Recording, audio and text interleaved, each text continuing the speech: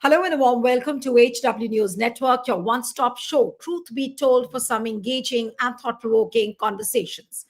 Prime Minister Narendra Modi today hoisted the saffron flag atop the 191-foot high shikhar of the Ayodhya Ram Temple. He later on addressed the gathering and he spoke about the colonial mindset. He also said that India is a mother of democracy, and this Vajarohar, that is the hoisting of the flag, should awaken the Hindu consciousness. Now, let me tell you that Mr. Mohan Bhagwat, the RSS chief, was also present at this event. It was a grand ceremonial event, almost on the lines of what we saw during the consecration ceremony of Ram Mandir last year.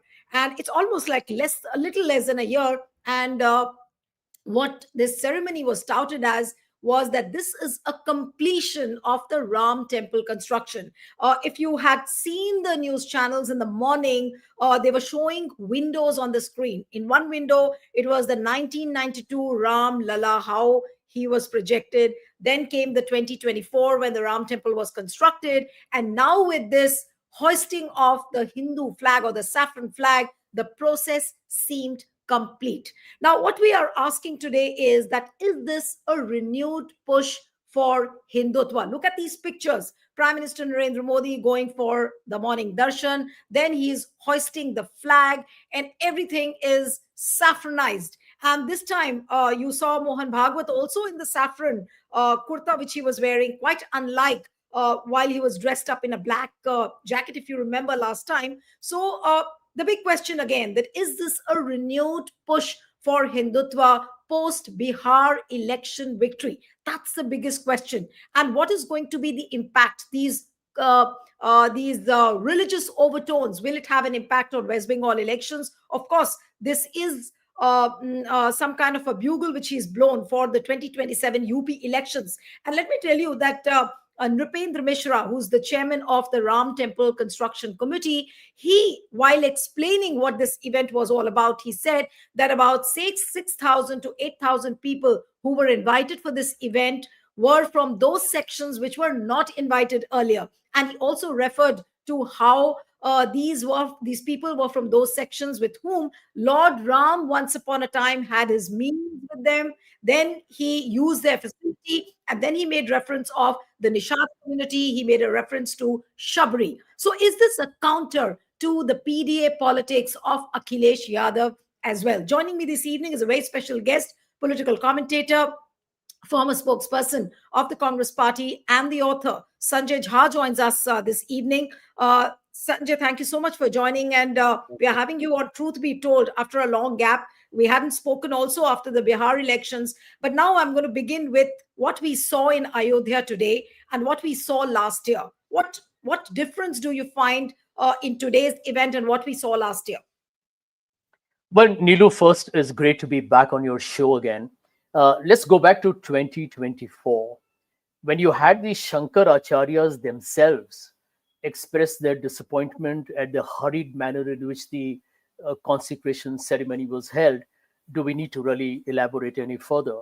So clearly, if you look at what happened in 2024, the Bharatiya Janata Party was in a great hurry, and I'm sure this was Mr. Modi's pet project, was to rush through the entire ceremony because you had the Lok Sabha elections coming up a little later, and he wanted to create this whole nationwide buzz. It is a very sensitive subject, the Ram temple, obviously capturing the imagination and the sensitivity of over 80% of India's population, right? That's huge. So I think that was the real reason why 2024, in my opinion, was an complete and a very open demonstration of the fact that Mr. Modi's government was going to play the religious card in Indian politics. Now, the beauty of India, Neelu, is its diversity. And no matter how hard any political party tries to play a vote bank politics, whether it's majoritarian or minority driven, it's unlikely to succeed. And you had the verdict in Faizabad. Ayodhya is part of the Faizabad Lok Sabha constituency. And we saw what happened. The Bharatiya Janata Party lost that election. And the majority of the voters in the constituency are Hindus, I think around 78 or 79%. That clearly is the message emerging from the ground, that while politicians of various color and hues will try and use their skill or strategy or some kind of an agenda to mislead people on the issue of people's faith, we have to trust eventually the wisdom and the goodness of the people of India. And that is really the intrinsic confidence that I think a lot of people in India have, who do believe that India is secular, was secular, and will always remain secular. And let me, before I take your next question, add this point. You have heard the RSS say that before, that we do not believe that the secular word probably should be in the Indian constitution, or they want to debate it, which itself tells you the intent they have in terms of their commitment to having a society where all religious faiths are respected equally. So this whole Hindu Rashtra conversation that we've been talking about since Mr. Modi became prime minister hasn't really altered at all. And I do believe that eventually, going forward, no matter how hard the BJP tries and is doing everything in its books to polarize the country, it will fail, it will not succeed. No, I think what you're saying makes a lot of sense. But isn't it a political irony? It's the same Ayodhya where BJP lost 2024 elections. Prime Minister Modi comes back with a similar kind of an agenda from the same Ayodhya. Do you think it's going to backfire, or and can it really counter the PDA politics of Akhilesh Yadav? Because the invitees who were present at today's ceremony were from the backward classes. And like Niprendra Mishra made a mention of the Nishat community, then he made a mention of Shabri. So they are trying to bring all these castes under one Hindutva umbrella. Now, can they really counter, or can Akhilesh really counter this strong force of Hindutva with his PDA politics? Well, the simple answer is that 80% of India's population is not well off. Let's look at absolute numbers. 800 million people in our country get free food grains. A large part of India's demographic dividend is unemployed. The MSME, or the smaller businesses in India, haven't really recovered even today from demonetization. You can see the Gen Z is very upset about many issues, including air pollution. So there are serious problems, including corruption, lack of governance, the abuse of institutions, the authoritarian dispositions of this government. So there are bread and butter issues to be thought of. I mean, just think about one thing, Neelu, that if indeed Bihar was won on rupees 10,000 being given to the women voters, can you imagine the extent of poverty in Bihar, where rupees 10,000 is seen to be such a massive windfall that it can turn it into some kind of an electoral tsunami? So I think India has got multiple problems. And as you can look at the overall polity of our country, there is an awareness amongst people that eventually, is my life going to be better tomorrow with politicians just talking to us about our astha? And I think there is an understanding now, and post Lok Sabha 2024, although the BJP has won a lot of elections, I really feel that the entire effort over the last 10 years up to 2024 in polarizing India, making a sectarian agenda center stage, or eventually making religious hate into the mainstream conversation, has really not worked for the BJP like the way they expected it. Which is why Right. Mr. Modi is now going into welfare and subsidies. And in Maharashtra, they talked about giving women all kinds of cash benefits, etc. It tells you that there is a limited shelf life for hate politics. And Hindutva is very different from what I believe is the real eclectic, compassionate, inclusive religion called Hinduism. Right. No, but Sanjay, now coming to the event per se. Now, here is an event where Prime Minister Modi is present, Mohan Bhagwat is present, all the priests are present. Now, was this a state government, state sponsored event? Was this something which got the sanction of the central government? The event is held in Ayodhya. There is no invite sent to Mr. Abdesh Prasad, who is Mm. the MP of the area. He himself has said that I wasn't invited just because I was from a Dalit community. Then Mr. Rashid Alvi from Congress has also asked questions that is this what secularism is all about? Prime Minister Modi, can he hoist a flag on a church? Can he hoist a flag on a mosque? Can he hoist a flag on a gurudwara? So all these questions have also been raised about the kind of event it was today. Well, Nilu, I think it is hardly a mystery that in the BJP's political playbook, they will appropriate religion. That's their fundamental structural political business model, if I can use that term. It's their political business model. So for the BJP, they believe they're the custodians of this great religion called Hinduism. I'm a Hindu. I'm a practicing Hindu. I got, by the way, a small temple in my house. What did my Hinduism teach me? And I think my Hinduism is pure Hinduism, because my Hinduism teaches me, as true Hinduism does, is compassion, is inclusiveness. Today, I read in a program a little earlier that Mr. Modi is apparently mentioned, and I haven't heard his speech. Let me be pretty honest about it, where he says that we should invoke Bhagwan Ram in us. Then Mr. Modi and his political party need to walk the talk, because Bhagwan Ram was about courage. Bhagwan Ram was about being compassionate. He was about inclusiveness. He was about tolerance. He was about emancipating the entire society as a whole. Uh, are we really seeing that in practice under the Narendra Modi government? The answer is a categorical no. So I do believe, let me give you one example. When you find that a very famous BJP leader, when campaigning during the Bihar elections, he says we don't need the minority votes. I remember that those words were uttered by him. In fact, he went on to use a very nasty term called namak harams, which he alluded to the minority community. Is that the real learning of Hinduism? And I think everyone knows that's not the truth. What makes Hinduism absolutely remarkable as a religion is the fact that we have got multiple gods. We People speak in different languages and dialects, and eventually all of it coalesces into one magnificently tolerant religion, unlike any other in the world. What we are seeing under the BJP, unfortunately, is a very narrow understanding of this great religion. Now, they don't understand that Hinduism is centuries old. Hindutva was uttered by Vinayak Damodar Savarkar only in 1923. And I think they don't understand that reality. I want to mention 2 points to you that really got me very disturbed, actually. One is this minister in a BJP ruled government who put out this very nasty tweet, and I'm sure you know what I'm talking about, where he talked about what the Bihar verdict means. And he referred to a form of farming that had a very dangerous connotation to it. It was blatantly divisive. The second is that you have seen in Bihar, within days, apparently there's an Operation Bulldozer in operation. Now, these are very disconcerting political trends very early in the day.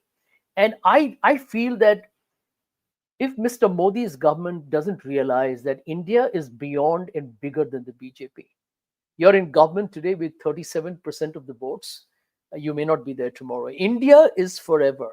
India's constitution is forever. India's syncretic culture is forever. The BJP may not be. And I think they need to understand that there are winners and losers in politics. That if you use your opportunity to be in government to not abide by the oath that you take on the constitution and instead divide India, then those strategies will, in the long run, boomerang. The people of India are solidly going to stand by its core principles of tolerance, compassion, and inclusiveness. Today, there were posters all across on the social media saying that, Ayodhya begins a new era. Now, this particular phrase which was used, that Ayodhya begins a new era. Do you think that the BJP post Bihar elections will now be more emboldened, more aggressive with its Hindutva agenda? And for example, for today's ceremony, Prime Minister Modi mentioned the Covidar tree in Ayodhya address. And he also spoke about how the Covidar tree is a hybrid of the Mandar and the Parijat trees. Frankly speaking, honestly, I don't know the symbolic meaning of these trees. But he also explained how these trees were created by Rishi Kashyap, then showcasing the ancient plant hybridization, how the hybrid process started way back. Now, then he said that the sun represents the Lord Ram's Suryavansh lineage, and Om is the eternal spiritual sound. Now, these are the kind of references which found an echo in his speech. What do you think was Prime Minister Modi trying to project? Well, Nilu, here is the short answer. Number one, and this is a truism that cannot be contradicted, that we are a traditional country. We may not be 100% conservative, but we're a traditional country where the opposition probably doesn't handle it well, which is equally a very significant part of the answer, is to recognize that a large part of India's population is traditional, values its religious credentials, and wants that to be respected. The opposition has unfortunately allowed the BJP to run away with this extremely arrogant agenda where they have said that we are the protectors or the inheritors or the custodians of Hinduism. And the opposition hasn't challenged that. I mean, if you look at the conversation on the politics of religion and the actual uh, ethos of Hinduism, the opposition has not been able to show the distinction to the people of India, which is why Mr. Modi's party has the audacity or the effrontery to continue with this polarizing agenda using religion as a tool. Tell me, how could we in our country have people criticize and use nasty words about the minority community? Uh, Everything in this country, from whether it's lynching, whether it's uh, all these calls for genocide that have happened, the targeting of Muslims across the country, is that the true Indian ethos? The answer is no. And I believe the opposition itself has also failed in wearing the secular badge with pride. And in Bihar, for example, no matter what the BJP tried, it did not quite they did not win that election for any other reason other than probably the SIR and Nitish Kumar's rupees 10,000 and his past track record of standing for women welfare. It's more Nitish Kumar's victory than the BJP, who literally rode on his shoulders. So I do feel that the BJP recognizes that this whole religious polarization has a very limited shelf life. But you have to understand their predicament. They don't know anything else. They don't know governance. They can't run the economy. Their foreign policy is a disaster. National security, we are a joke. We can look at what's going on. We had a bomb explosion at the Red Fort in that area. You can see how, I mean, frankly speaking, governance has become a joke. Institutions are literally dead. Uh, you find democracy has become like a laughing stock. And India's reputation as a whole globally is at an all-time low, no matter what the BJP tries to showcase to the world. So I think you're finding today that Mr. Modi is being challenged. Let me tell you that the Bihar verdict, if you notice in depth, I don't see the right wing ecosystem really jumping out in celebration, because they know that it probably is an election that is being questioned left, right, and center. There are many a loophole. There are many fault lines. The Election Commission is no longer a credible institution running India's democratic elections. So there are serious cracks as we talk. And I always believe, Nilu, that one election over, there's going to be another. But at the moment, we like it or not, India as a country is battling with some serious challenges within.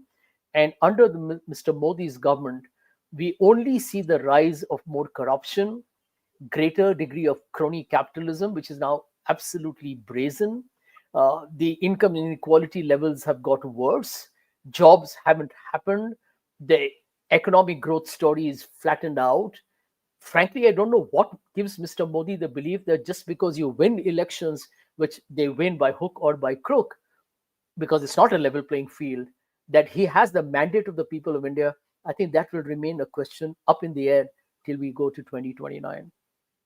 Today's event now by the right wing system was projected as some kind of a turning point of Ayodhya. Then again, it was so conspicuous by the president's absence. President was not present during the Bhumi Pujan of the Ram Yeah, temple, yeah. present during the consecration. And today, again, if this was a completion process of the Ram temple construction, today again the president wasn't invited or she wasn't asked for. uh, don't you think that that is something to be talked about? And people would ask questions that why was she not present at such a big ceremony? This is the whole problem in India, Neelu, that under Mr. Modi's government, everything has now become about optics. Everything has become about atmospherics. I'll repeat again, I'm a practicing Hindu, but I believe that when pujas are held, celebrations are held, it is a Shankar Acharya who's in the forefront. I mean, they Yeah. are the ones who can really recite the hymns because they know what the shlokas are. But we don't find that happening. And if you read what most of them had to say last year during the consecration ceremony, they looked very, very disillusioned with the way there was a clear, calibrated attempt to politically hijack what should have been a celebration of Bhagwan Ram. And I go back, therefore, once again to what I believe is the inherent intrinsic wisdom of the common persons in India, which is in that extraordinary electoral verdict in the Lok Sabha elections. Now just think about it very rationally. Neelu, you and I spoke before the elections.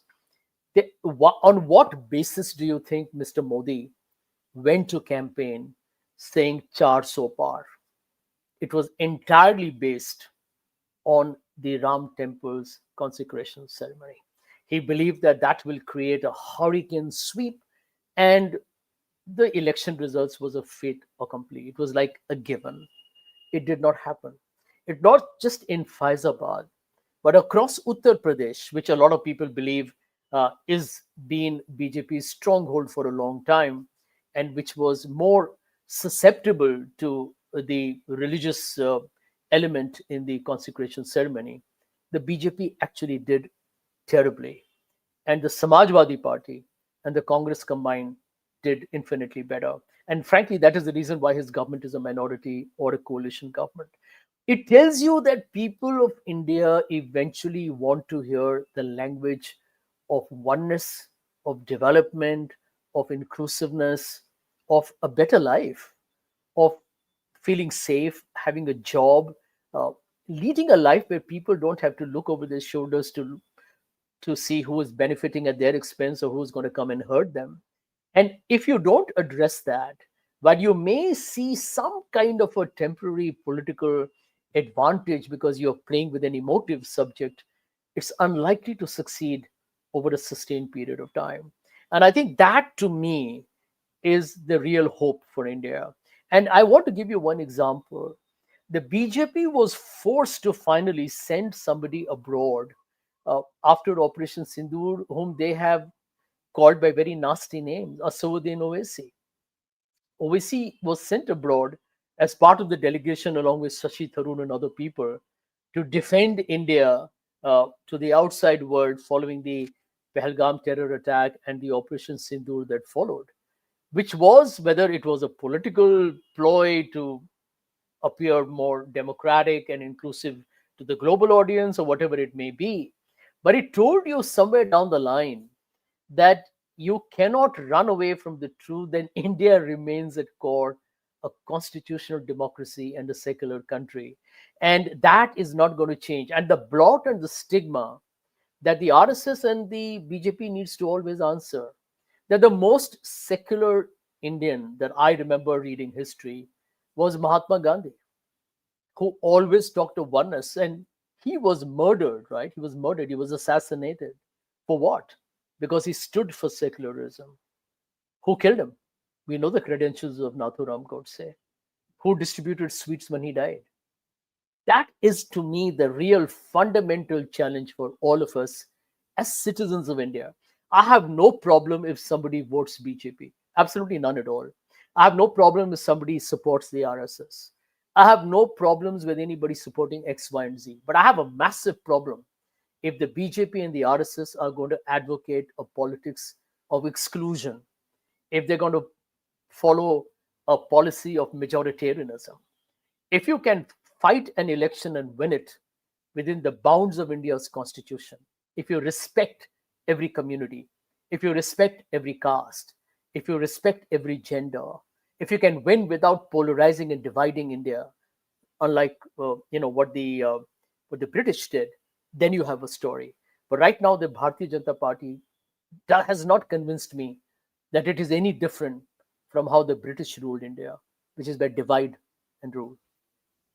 Uh, if you criticize events like these, then you are labeled as anti-Hindu or somebody who's anti-Sanatan. But we need Right. to call out whether events like these are against the ethos of the constitution. What do you feel, Sanjay? That should we be holding events like these? Should Prime Minister Modi, as a prime minister, should even think of holding events like these? Well, the answer to that has to be political.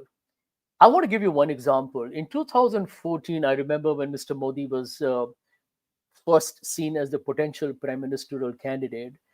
During the Lok Sabha elections, uh, I was driving past Chowpatty, which is, on Marine Drive, and there were huge billboards which showed Mr. Modi as the Hindu Hriday Samrat.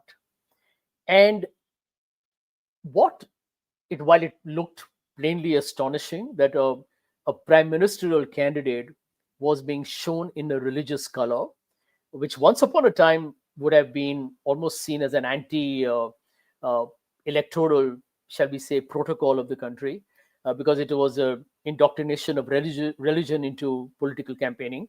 But India has changed, so nobody talked about that. I feel what Mr. Modi and the BJP have successfully done is to normalize the talk of religious conversations in Indian politics. Thus, if you notice, now nobody asks questions anymore. Now, today, when you ask me, is it right or appropriate? Well, let me tell you the right. While I can give you an individual answer that a prime minister should appear to be acceptable to one and all times, and not appear to be an advocate of one religion. Because when you take an oath, you represent every citizen of India, right? The prime minister is not the prime minister of BJP. He's the prime minister of even all those people who did not vote for the BJP. That's how I would look at any prime minister, because you actually work for everyone, including those who did not support you or will never support you. That's a true egalitarian universalist leader. The BJP doesn't truly believe in that. For them, there is always this uh, supremacist, uh, prioritized preference for a certain community. That's their whole model of winning elections or being in power. So, why are we surprised? And I do feel that if you look at the way they have weaponized hate and, and demonized the minorities, I think that to me is the saddest part of the last 11 years under Mr. Modi. Weaponizing hate and demonizing minorities. Because you're talking about a country that has survived the bloodbath of the partition. It came together. It's battled its challenges. I'm not saying that problems did not happen when the Congress was in government, but there was never such a attempt by the state to encourage any degree of dissension in society. And I feel that to me is really going to be the challenge. So I think we should not be surprised by any degree of the kind of optics that are being created. That will happen because that is what the BJP stands for. Mr. Modi will use every platform to propagate the views that he believes will get the voters or his supporters galvanized both on the ground and on social media. He's doing what he thinks is right. I think as opposition, they should do their job better. And I think as members of civil society and as part of what I believe is very serious conversations, it's where you and I need to make these conversations happen. But do you think that this today's event was done and conducted purely with an eye on the UP elections, and also whether it could have an impact on West Bengal elections because they will be held earlier? West Bengal is in 2026, UP is in 2027. So, what do you think was on the minds of Modi and Bhagwat? I can tell you, if that is what they're thinking, then they're living in a fool's paradise. If you look at India, Neelu, you'll find that the news cycle moves remarkably quickly. People have already forgotten about many things that happened uh, 2 days ago. And India is grappling with multiple serious problems of massive corruption, slowing economic growth, a youth that is jobless over many years, and with artificial intelligence beginning to become even more critical, more people are actually going to lose jobs. So what is the future of India's demographic dividend? What are we doing with our businesses, those who are running micro businesses? What is the state of India's farmers? I mean, are India's farmers happy?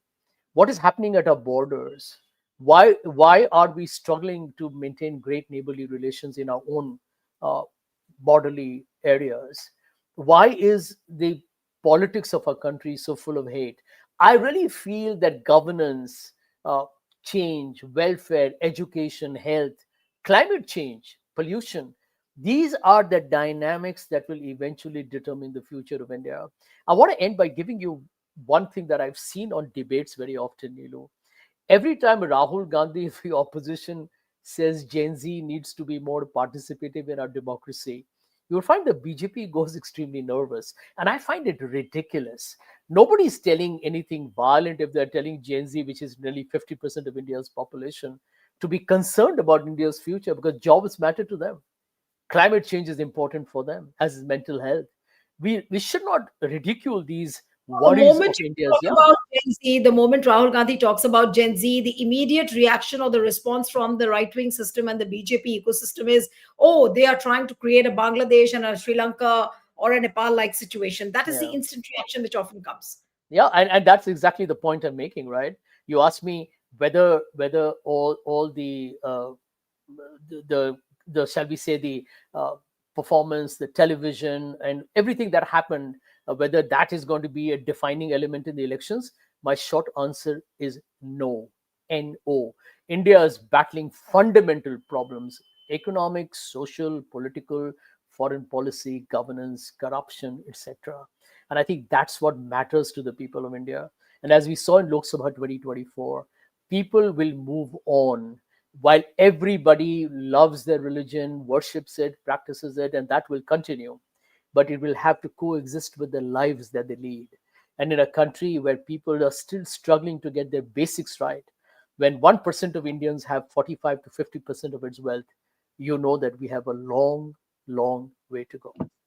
Absolutely. Just as a tail note to this program, I was speaking to a very senior journalist in Lucknow, and she said that while this event at Ayodhya was happening, already, the posters of the Krishna temple have started surfacing. So who knows that from Ayodhya, there might be a renewed push now for the Mathura, for the Kashi, and I don't know. I mean, what kind of tone are we going to see in the coming days?